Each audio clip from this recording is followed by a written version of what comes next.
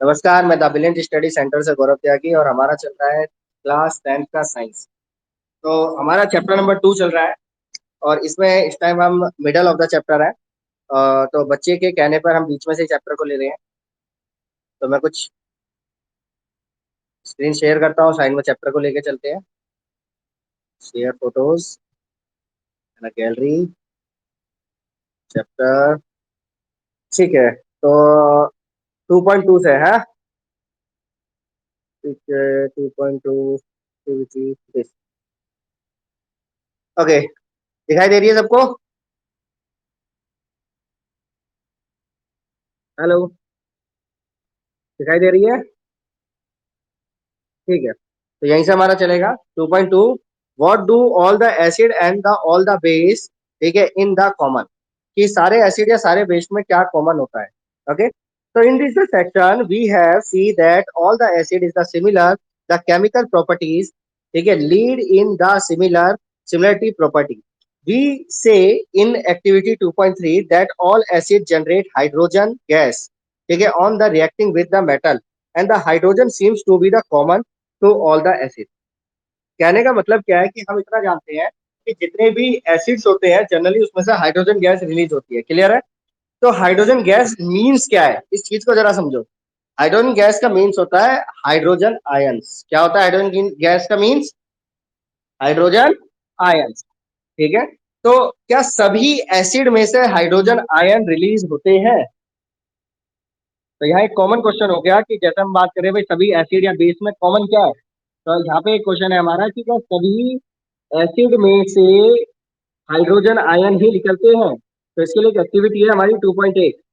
तो एक्टिविटी कहती है take a solution of the glucose alcohol and the hydrochloric acid and the sulphuric acid, ठीक है, and the fix two nail of the कॉक। तो जैसे तुम्हें यहाँ दिखाई दे रहा है कि एक कॉक में दो कील जो है वो लगा दी गई है, ठीक है, and the contain the nail of the two terminal the 6 volt, ठीक है, तो एक बैटरी लगा दी गई है 6 वोल्ट की। क्लियर?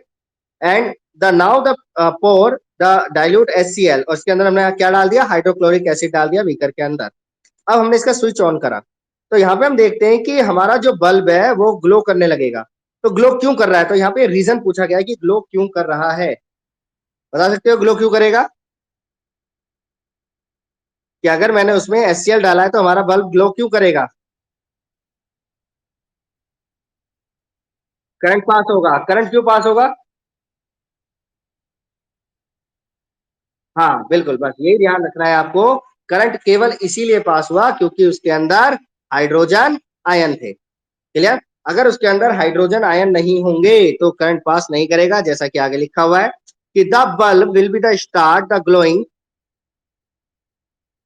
ठीक है, okay, the bulb start the glowing the case of the acid grow in a figure 2.3 but will observe that the glucose or alcohol solution do not produce, ठीक है, कि हम यहाँ पे देखते हैं अगर उसके किसकी HCl की जगह पे हम ग्लूकोज डालें या अल्कोहल डालें, ठीक है, तो ये दो नाम बड़े इंपॉर्टेंट है। क्या बोला मैंने? ग्लूकोज और अल्कोहल, ठीक है। तो अगर हम HCl की जगह पे ग्लूकोज या अल्कोहल डालते हैं तो do not conduct the electricity, तो उसमें से इलेक्ट्रिसिटी पास नहीं होती। क्यों नहीं होती इलेक्ट्रिसिटी पास? क्योंकि glowing of the bulb is the indicate then the flow of the electric current, क्योंकि अगर बल्ब जलेगा तो इससे पता लगेगा कि उसके अंदर करंट पास हो रहा है। द इलेक्ट्रिक करंट इज, ठीक है, carried through the acidic solution bye ion. क्यों? क्योंकि जितने भी एसिडिक सॉल्यूशन होते हैं उनके अंदर आयन पाया जाता है। तो कुछ एसिड सॉल्यूशन की बात करते हैं जिसमें हाइड्रोजन आयन पाया जाता है। ओके, और क्लोरीन किस में होता है? नेगेटिव में। तो जो पॉजिटिव आयन होता है उसे बोलते हैं कैट आयन। क्या बोलते हैं? कैट आयन, ठीक है। और जो हमारा नेगेटिव होता है उसे क्या बोलते हैं? एन आयन, ठीक है। बिल्कुल, जैसे हमने मान लो हाइड्रोक्लोरिक एसिड लिया तो उसमें H जो है वो हमारा पॉजिटिव आयन है और जो क्लोरीन है वो हमारा नेगेटिव आयन है, यानी एक कैट आयन है और एक एन आयन है। तो इस कैट आयन की वजह से ही बल्ब जो है वो ग्रो करता है, क्योंकि उसके अंदर करंट पास होता है। क्लियर है बात? इसी तरह से अगर हम HNO3 लेते हैं तो उसके अंदर भी हाइड्रोजन होता है और NO3 होता है नेगेटिव में, जिसकी वजह से उसमें करंट पास होता है। इसी तरह से अगर H2SO4 लेते हैं, ठीक है, या CH3COOH लेते हैं, तो इस तरीके से हमारे हमें हर बार ये पता लगेगा कि इनके अंदर हाइड्रोजन आयन थे, इसी वजह से बल्ब ग्लो कर रहा था। पर जो ग्लूकोज और अल्कोहल होता है उसके अंदर हाइड्रोजन आयन नहीं होते, इसी वजह से बल्ब ग्लो नहीं करेगा। क्लियर है? गुड। ओके, तो अब हमारी आगे बात आती है, what happen to the acid और a base in a water solution. Acid और बेस पानी के साथ कैसी रिएक्शन करते हैं? तो activity 2.9, okay, so take about the 1 gram of the solid sodium chloride in the clean and dry test tube and the set up the apparatus the following। तो यहाँ पे apparatus तुम्हें दिख रखा है कि किस तरीके से हमें इसे अरेंज करना है। इसके अंदर क्या डालना है? सोडियम क्लोराइड डालना है। ओके, तो पेपर में एक क्वेश्चन आजकल बड़ा फेमस हो गया है, डायग्राम बना होता है उसमें खाली स्थान छोड़ देता है, तो पता होना चाहिए कि इसके अंदर क्या डाल रहा है। Okay, at the concentrated sulphuric acid, और ऊपर से इसने दूसरा और क्या डाला है? Concentrated sulphuric acid.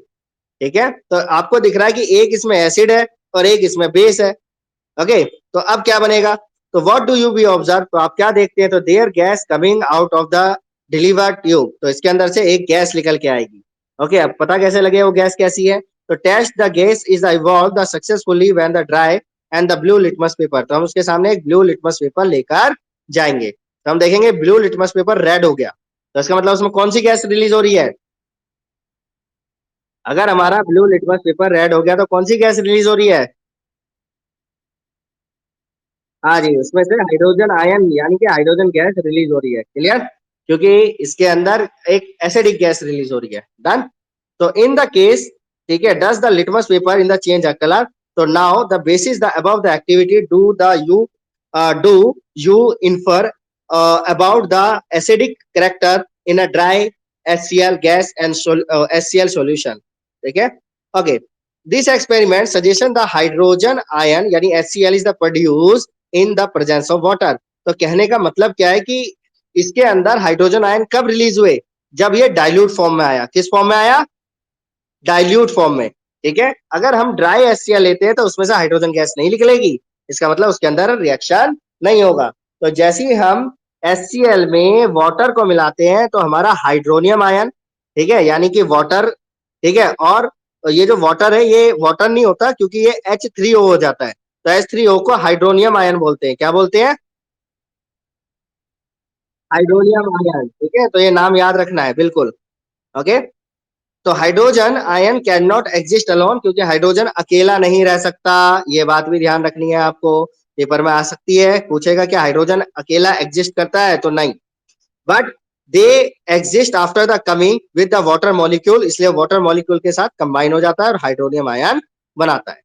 Okay, we see the acid in the H2O, ठीक है, and the hydrogen ion in a water, तो ऐसे ही हमारा हमने एक और एसिड लिया, NaOH, सोडियम हाइड्रोक्साइड। ठीक है, तो इसके अंदर जब हमने वाटर मिलाया तो हमने क्या देखा कि सोडियम अलग हो गया, हाइड्रोक्साइड अलग हो गया, तो इज अ बेस। ये एसिड नहीं है, ये क्या है? हमारा बेस। कैसे पता बेस है?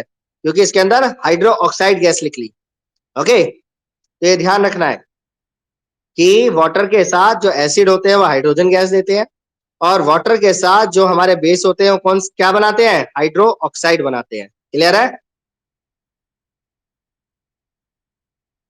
ओके, तो आगे बढ़ते हैं।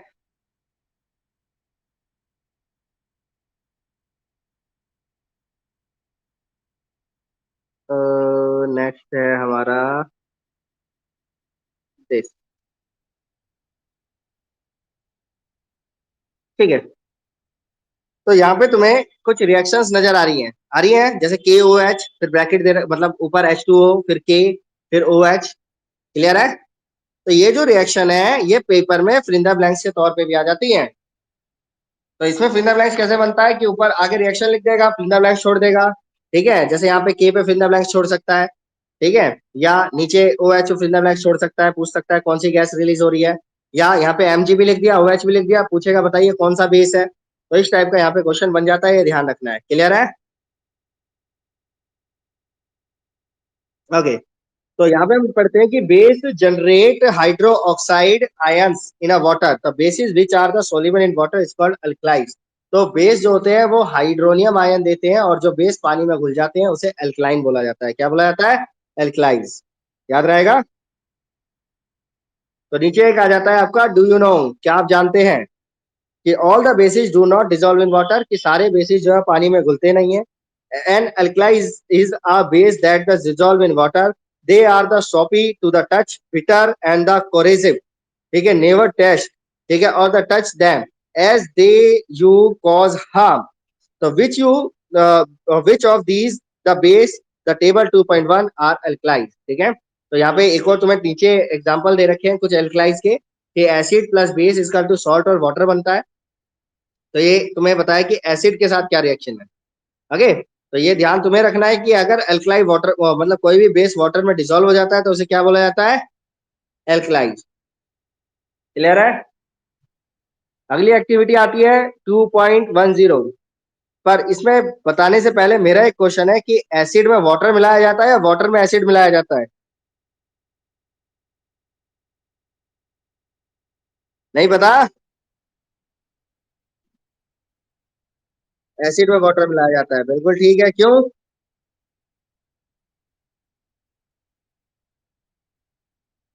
नो क्यों का जवाब नहीं है। एग्जाम में क्वेश्चन ये डायग्राम के ऊपर आता है, ये डायग्राम दे देते हैं, पूछते हैं किस चीज का सिंबल है। तो वार्निंग साइन है ये, warning sign the display to the container consisting concentrated acid and a base. ठीक है, ये इस चीज का साइन होता है कि इसके अंदर एसिड और बेस होते हैं। क्लियर है। ओके, तो इसमें आ जाती है activity 1.20। This the process of the dissolving and the acid or a base in a water is a highly exothermic one। ठीक है, तो तुम्हें पता होना चाहिए जो एसिड और बेस रिएक्शन होती है वो हाईली एक्सोथर्मिक होती है। क्लियर। तो care must be taken while the mixing the concentrated nitric, ठीक है, एसिड और अ सल्फ्यूरिक एसिड विद वाटर। तो ये कह रहा है कि आप क्या काम कीजिए, नाइट्रिक एसिड और सल्फ्यूरिक एसिड को लीजिए and the acid which must be allow be added the slowly to the water with the concentrate stirring. So the water is the added to be the concentrated acid. The heat generate may be the cause the mixture of the plus and the cause the burn। ये बोल रहा है कि जैसे ही पानी में आप ये एसिड डालोगे आप देखोगे उसका टेम्परेचर चेंज हो जाएगा, तो इससे हमारे हाथ को नुकसान भी हो सकता है। ठीक है, द ग्लास कंटेनर में be also broken due to the excessive local heating, और उसके हीट या टेम्परेचर बढ़ने की वजह से जो क्या ग्लास भी ब्रेक हो सकता है।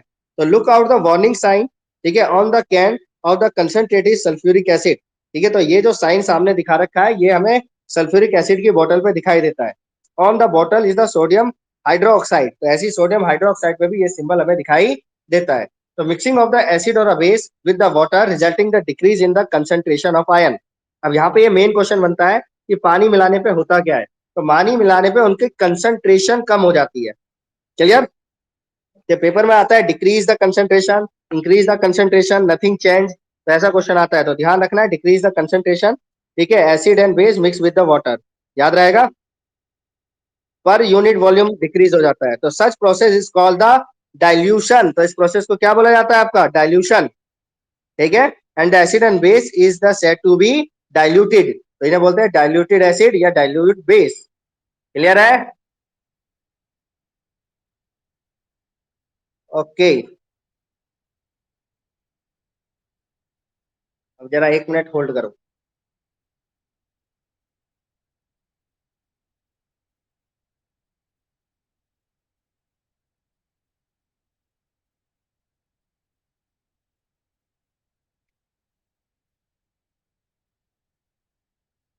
जतिन यहाँ तक कोई क्वेश्चन है? हेलो। हाँ मैडम, कॉल कर रहे थे, बोलो। पता नहीं, अभी तो क्लास ले रहा हूँ, बोलो।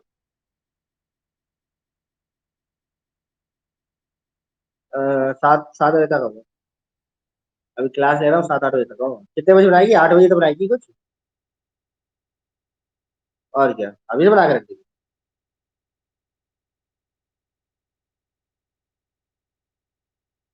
हम्म? देख ले भाई, मैंने तो बता दी। इतना टाइम लग ही जाएगा।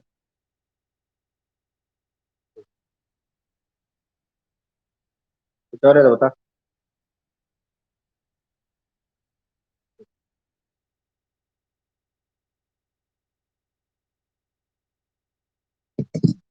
ओके, कौन खिसक गया? आशी खिसक गई, आ गई। ठीक है, करें आगे शुरू। ठीक है, अगला है हमारा how strong are acid and the base of solution. ठीक है,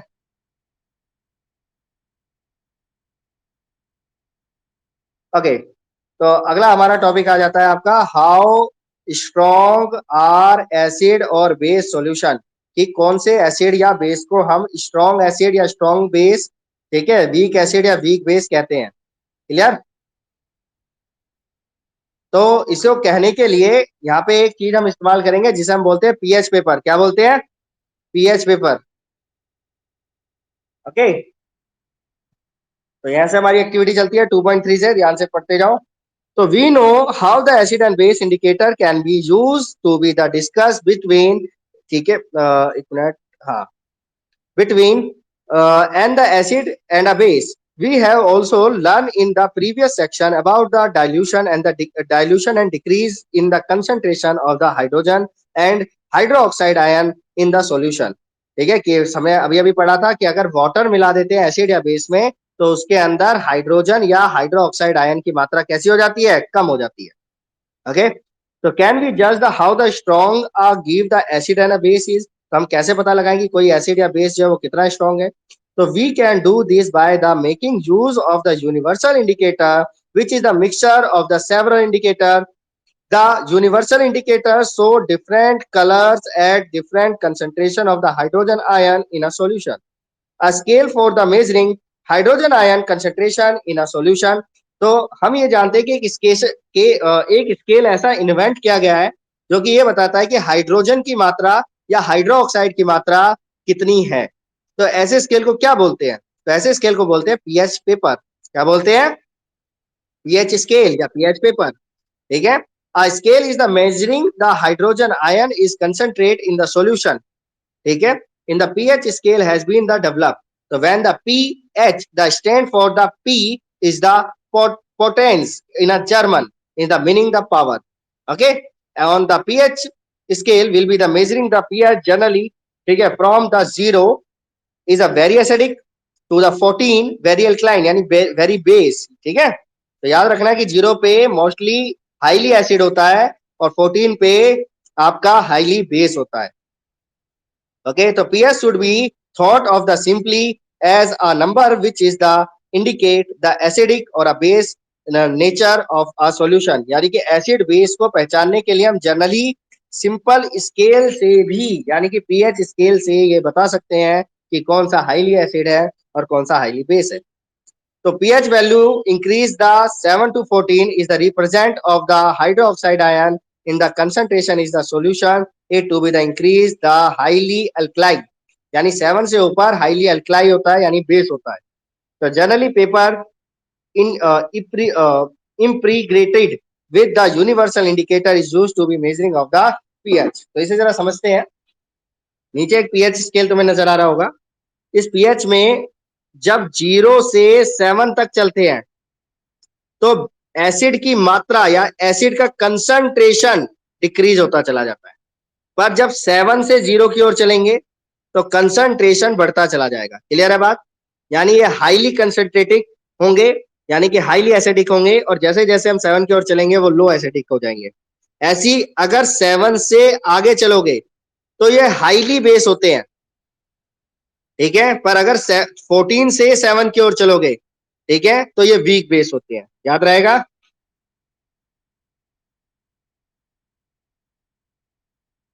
क्लियर है?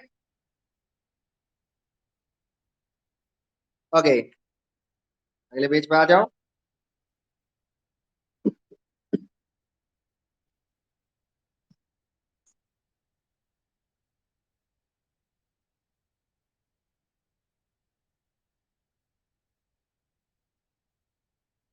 तो अगले पेज पे एक टेबल दे रखी है, उस टेबल में हमें ये बताना है कि किसका पीएच कितना होता है। ठीक है, तो लास्ट टाइम मैंने ये टेबल आपको बनवाई भी थी। फिलहाल हम नीचे एक पीएच स्केल दे रखा है उसकी बात करते हैं। तो उसमें आपको दिखाया जा रहा है कि जो हमारा गैसेटिक जूस होता है उसका पीएच कितना होता है। तो गैसेटिक जूस का पीएच होता है 1.2, यानी it is a highly acidic. तो लेमन जो होता है उसका होता है 2.2, तो is also highly acidic but less than the gastric juice.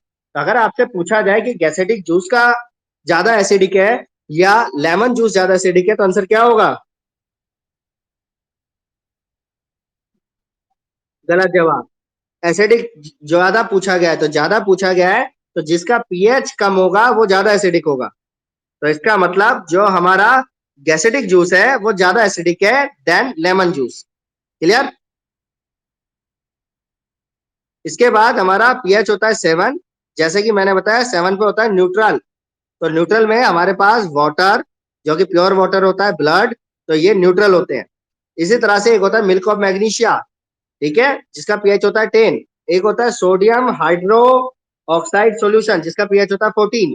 पर अगर मेरा क्वेश्चन ये हो आपसे कि बताइए मोर बेसिक कौन सा है, मिल्क ऑफ मैग्नीशिया या सोडियम हाइड्रो ऑक्साइड सॉल्यूशन? मोर बेस। बिल्कुल, sodium hydroxide solution is a more basic. पर अगर वीक बेस की बात करूंगा तो milk of magnesia is a weak base. Clear? तो इसी के बारे में दे रखा है, जरा ध्यान से पढ़ो। The strength of the acid and the base depend on the number of the hydrogen ion.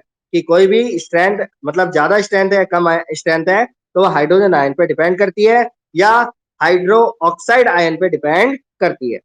Represently, if we take the hydrochloric acid and the acetic acid is the same concentration। अब ये ध्यान रखना तुम्हारा काम है कि hydrochloric acid, ठीक है, या एसिडिक एसिड, इन दोनों का पीएच लगभग बराबर होता है। इसका मतलब दोनों हाईली एसिडिक होते हैं। क्लियर है बात? So they one molar, then the purpose of the different amount of the hydrogen ion acid that give the rise more ion is said to be the strong acid। तो दोनों highly acidic है, पर जिसके ज्यादा hydrogen ion होंगे वो ज्यादा acidic होगा, जिसका कम हाइड्रोजन आयन होगा वो कम एसिडिक होगा। क्लियर है बात? And the acid that give the less hydrogen ion are said to be the weak acid। Clear? तो can you now the say what weak and the strong base? इसी तरह से हम ये बता सकते हैं कि कौन सा बेस हमारा, मतलब जो बेस है वो वीक है या जो बेस है वो स्ट्रांग है। यहां तक क्लियर हो गया?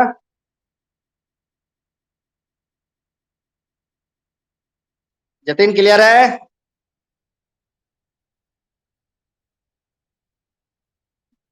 ठीक है।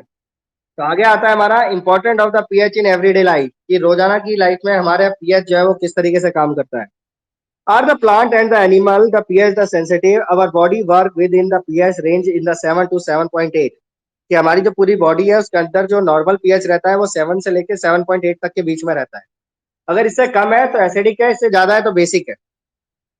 तो living organism can the survive only the narrow the range of the pH range when the pH of a rain water. तो ये इंपॉर्टेंट है, पेपर में पूछा जाता है रेन वाटर का पीएच कितना होता है, तो लेस देन 5.6, ये याद रखना है। ठीक है, कि जो रेन वाटर होती है उसका पीएच 5.6 से कम होता है। अब यहाँ मेरा एक क्वेश्चन है कि एसिड रेन किसे कहा जाता है, यानी ऐसा कौन सा एसिड है जो रेन में मिल जाए, यानी वाटर में मिल जाए तो उसे एसिड रेन बोला जाता है? बताओ।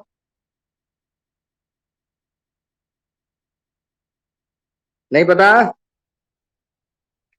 ओके, तो आंसर है सल्फ्यूरिक एसिड।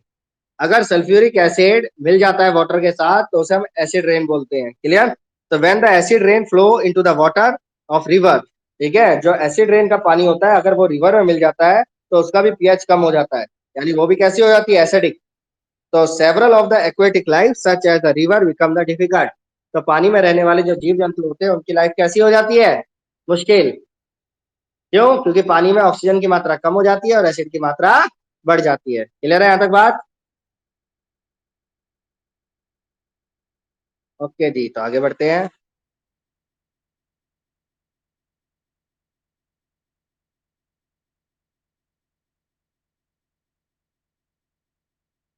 तो अगला आ जाता है हमारा, डू यू नो। हाँ जी। तो हमारी बात आती है plant in, sorry, acid in other planet, कि अदर प्लेनेट पे भी क्या एसिड पाया जाता है? तो यहाँ पे हमें एक आंसर दे रखा है, the atmosphere of the Venus, ठीक है, is the made of the thick white and the yellow cloud, ठीक है, ऑफ द सल्फ्यूरिक एसिड। तो do you think the life can exist on this the planet? तो ये बोल रहा है कि आप ये जानते हो कि जो वीनस है उस पे व्हाइट और येलो क्लाउड मिलते हैं। देखो पेपर का क्वेश्चन यहाँ बन जाता है पेपर में कि बताइए कि व्हाइट और येलो क्लाउड जो है वो क्यों होते हैं वीनस पे। तो आपका आंसर ये होता है कि वो एसिडिक बादल होते हैं, और कौन सा एसिड होते हैं, सल्फ्यूरिक एसिड, याद रहेगा। ओके, तो इसके बाद बात आ जाती है हमारी, what is the pH of the soil in our backyard. ठीक है, कि जो हमारा बैकयार्ड है, बैकयार्ड का मतलब होता है कि आप मिट्टी वाला कोई भी क्षेत्र, ठीक है, तो उसके अंदर कैसी मिट्टी है, यानी आप उसमें प्लांट कैसे उगा पाते हो। तो plant are the required the specific pH in the range for their the highly growth. कि प्लांट को अगर पैदा होना है तो उसके लिए बहुत सही प्रकार के पीएच की मिट्टी चाहिए होती है। to find out the pH is the required the healthy growth of the plant, so you can collect the soil, ठीक है, and the from the various place and the thick the pH in the manner that describe the yellow below the activity 2.2, and the you can note it which the plant are the generally in the range of the following the collect the soil। अब यहाँ पे मेरा एक question है कि कैसे बताओगे कि मिट्टी का पीएच कितना है। तो उसके लिए एक्टिविटी दे रखी है 2.12। इसमें क्या करना होता है कि 2 ग्राम मिट्टी लो, एक टेस्ट ट्यूब लो 5 ml की, उसके अंदर पानी मिलाओ, मिट्टी मिलाओ, जब उसे अच्छी तरह मिक्स कर लोगे, पीएच पेपर लगाओ, तो आपको इसके कलर से पता लग जाएगा कि मिट्टी का पीएच कितना है। अब फॉर एग्जाम्पल जो मिट्टी है वो एसिडिक है, क्या बोला मैंने, मिट्टी जो है वो एसिडिक है, तो क्या करा जाएगा उसे सही करने के लिए। तो सही का मतलब है कि जो प्लांट होते हैं वो न्यूट्रल में होते हैं जनरली। तो मिट्टी अगर एसिडिक है तो उसको न्यूट्रल बनाने के लिए क्या करें, तो उसके अंदर चूना मिला दिया जाता है, ये आपको याद रखना है, कैल्शियम कार्बोनेट मिला दिया जाता है, कैल्शियम ऑक्साइड कार्बोनेट, ठीक है, जिसकी वजह से वो न्यूट्रल बन जाती है। ठीक है, पर अगर मिट्टी जो है मान लीजिए वो न्यूट्रल, वो आपकी बेस है, क्या बोला मैंने, सॉइल जो है आपकी बेस है, तो उसे अब हमें न्यूट्रल बनाना है तो क्या करेंगे, तो उसके अंदर फर्टिलाइजर मिला दिए जाते हैं। क्या मिला दिए जाते हैं, फर्टिलाइजर। ठीक है, फर्टिलाइजर की जो प्रॉपर्टी है वो एसिडिक है और बेस है वो सॉइल है। अगर सॉइल को फर्टिलाइजर से मिक्स कर देते हैं तो वो हमारा क्या बन जाता है, न्यूट्रलाइज बन जाता है, क्लियर है, जिसकी वजह से प्लांट उसमें आसानी से पैदा हो पाते हैं। डन। ओके, अगला आता है पीएच इन अवर डाइजेस्टिव सिस्टम, कि हमारे डाइजेस्टिव सिस्टम का पीएच कैसा होता है। ठीक है, तो it is the very interesting to the note that the our stomach the produce the hydrochloric acid, it help in the digestion of the food without the harming the stomach. तो during the indigestion, ठीक है, indigestion the stomach produce the too much the acid and which cause the pain and irritation. ये बोल रहा है कि कई बार जो हमारा स्टमक है उसमें अचानक दर्द पैदा हो जाता है। क्यों दर्द हो जाता है, क्योंकि हम जानते हैं कि हमारे पेट के अंदर हाइड्रोक्लोरिक एसिड होता है जो जनरली खाने को सही तरीके से पचाने में मदद करता है। पर जब हमारा फूड भी एसिडिक हो जाता है तो उसकी वजह से हमारे स्टमक में इरिटेशन शुरू हो जाता है, या इंडाइजेशन की जो प्रॉब्लम है वो पैदा हो जाती है। तो इसको सही करने के लिए क्या करा जाए, तो to get the right to the spin the people, ठीक है, use the base is called antacid. तो ऐसे चीज मतलब इसको दर्द को ठीक करने के लिए वो एंटासिड का यूज करते हैं। किस चीज का यूज करते हैं, एंटासिड। अब यहाँ पे क्वेश्चन आता है व्हाट इज एंटासिड। तो एंटासिड इज बेस। क्यों, जब एसिड में एंटा एसिड खा रहे हैं हम तो वो मतलब एसिड में बेस मिला रहे हैं तो न्यूट्रल हो जाएगा, जिसकी वजह से जो हमारा अचानक होने वाला दर्द है वो ठीक हो जाएगा, क्लियर। तो one such the remedy must have been the suggested by you at the beginning, ठीक है, on the chapter this the antacid neutralise, ठीक है, द एक्सिस एसिड। ये इंपॉर्टेंट लाइन है, ठीक है, ये इंपॉर्टेंट लाइन है, ध्यान रखना है कि एंटासिड किसे कहा गया है।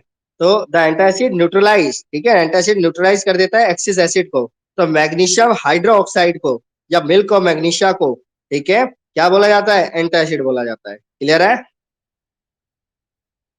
अगला आता है pH change as the cause of the tooth decay, कि पीएच के बदलने की वजह से दांत कैसे गिर जाते हैं।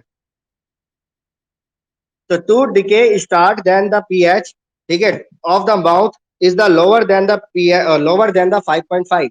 तो जब हमारे मुंह का पीएच 5.5 से कम हो जाता है, पेपर में एक क्वेश्चन आता है मुंह का पीएच कितना होता है, तो आपको पता होना चाहिए मुंह का पीएच 5.5 होता है, ठीक है। तो अगर वो उससे कम हो जाता है तो हमारे दांत बने होते हैं किसके, कैल्शियम फास्फेट के, ठीक है, इसको एक और नाम से भी जानते हैं हम, क्या, कैल्शियम हाइड्रोपेप्टाइड, ठीक है। ये हार्डेस्ट सब्सटेंस होता है, इसे हार्डेस्ट क्यों कहते हैं, ये एक ऐसा सब्सटेंस है जो पानी में डिसॉल्व नहीं होता, clear. But corrode with the pH in the mouth in the below than 5.5। पर कॉरिड की वजह से, कॉरिड मतलब क्या है, कॉरिड का मतलब है जब हमने खाना खाया और कुल्ला नहीं करा तो उससे बैक्टीरिया बन जाते हैं हमारे माउथ में। तो bacteria present in the mouth the produce the acid and by the digression of the sugar. तो जो बैक्टीरिया है वो दांत में शुगर बना देते हैं, जिसे तुम कैविटी भी कहते हो। The food the particle remaining the mouth after the eating. ठीक है, अब यहाँ बात आती है कि इससे बचने का क्या तरीका है। तो इससे बचने के दो तरीके हैं। तो पेपर में पूछा जाता है कि टूथ डिके को बचाने के दो तरीके बताओ। तो पहला तरीका क्या है, prevent to the clean the mouth after the eating the food, कि खाना खाने के बाद दांतों को ठीक ढंग से साफ करना चाहिए। दूसरा, generally use the toothpaste of S basic nature, कि हमारा जो टूथपेस्ट होता है वो जनरली कैसा होना चाहिए।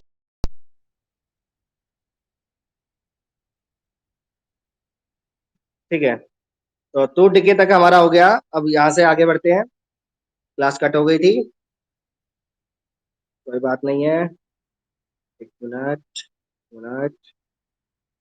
Okay, okay, okay.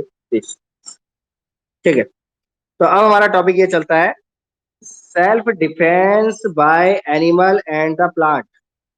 ठीक है, तो ये टॉपिक हम इसमें कवर करेंगे। ओके, तो इसमें आएगा, have you ever been stung by the honey bee and bee sting leave and the acid which cause the pain and irritation. तो use of the mild base, likely the baking soda on the stung area given the relief. The stung the hair of the nettle leaf, inject methanoic acid and cause the burning pain. तो यहाँ पे बताया गया है जैसे मधुमक्खी है या हनी बी है, तो जब वो काटती है तो बड़ा दर्द होता है, पेन होता है। तो दर्द क्यों होता है, तो दर्द होने का रीजन ये है कि उसके अंदर मेथनोइक एसिड होता है। कौन सा एसिड होता है, मेथनोइक एसिड। क्लियर, तो ये याद रखना है।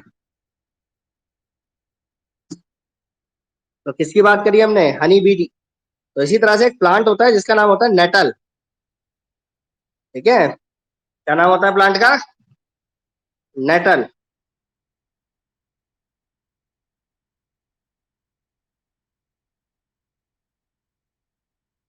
ओके, तो हमारा आता है, नेचर प्रोवाइड न्यूट्रलाइजेशन। ठीक है, ऑप्शन कि नेचर भी जो है हमें कई बार चैलेंज कर देती है। तो कैसे चैलेंज कर देती है, जैसे एक नेटल प्लांट है, nettle is the herbivorous plant. तो पेपर में एक क्वेश्चन आया था लास्ट टाइम कि नेटल कौन सा प्लांट है, तो याद रखना इज द हार्बीवोरस। क्लियर, कोई बताएगा हार्बीवोरस कौन से होते हैं, सॉरी हार्बिकस है, हार्बिकस प्लांट। जहरीले पदार्थ या जंगली को कहा जाता है। ठीक है, तो वाइल्ड प्लांट होता है। ठीक है, ध्यान रखना है। It leave have the stringing the hair, उसके बाद पतले पतले बाल होते हैं। And which cause the painful string when the touch the accidentally. तो मान लीजिए अगर एक्सीडेंटली उसके साथ टच हो जाओ तो क्या होगा, तो this is due to the methanoic acid the secret by them. तो अब अपने अंदर से जो मेथनोइक एसिड है वो आपके अंदर ट्रांसफर कर देगा। तो उससे हमें क्या होगा, दर्द होगा, है ना। The traditional Redmi of the rubbing, ठीक है, the area and which the leave by the tough plant. ठीक है, तो हम क्या करेंगे कि भैया बहुत ज्यादा दर्द को सहन करेंगे, खुजली होगी। And which often the grow the beside the nettle in in the wild. तो can you guess the nature the dock plant. तो हम उसके ऊपर एक दूसरा प्लांट रगड़ देंगे जो है dog plant, DOCK, dog plant. तो आप बता सकते हैं डॉग प्लांट का नेचर कैसा होगा, तो डॉग प्लांट होगा बेसिक। क्यों, क्योंकि जब हमने नेटल ने जब हमसे चुबा था तो उसके अंदर क्या था, मेथोनाइक एसिड था। तो एसिड को जब बेस डॉग प्लांट के बेस से हमने रिलैक्स कर दिया तो उससे वो क्या बन गया, न्यूट्रलाइज हो गया। क्लियर, तो so next time you know about you the accidental touch the nettle plant while the taking you aware any effective traditional रेडेमी, ठीक है, for the such string. Okay, अब इसके बाद हमारा नेक्स्ट टॉपिक आ जाता है कि किस चीज में कैसा एसिड होता है। इससे पेपर के अंदर बहुत इंपॉर्टेंट क्वेश्चन आ जाता है, 2 से 3 नंबर का। तो ये टेबल याद करनी होती है। ठीक है, तो टेबल में क्या क्या है बता देता हूँ एक बार। Vinegar, acetic acid, orange citric acid, turmeric tartaric acid, tomato oxalic acid, sour of milk यानी curd lactic acid, lemon citric acid, ठीक है, ant string methanoic acid, nettle nettle string is methanoic acid. Clear है, तो ये table आपको याद करनी है। अगर यहाँ तक क्लियर है तो नेक्स्ट क्लास में चलेगा इससे आगे का। तो नमस्कार, द ब्रिलियंट स्टडी सेंटर से गौरव त्यागी।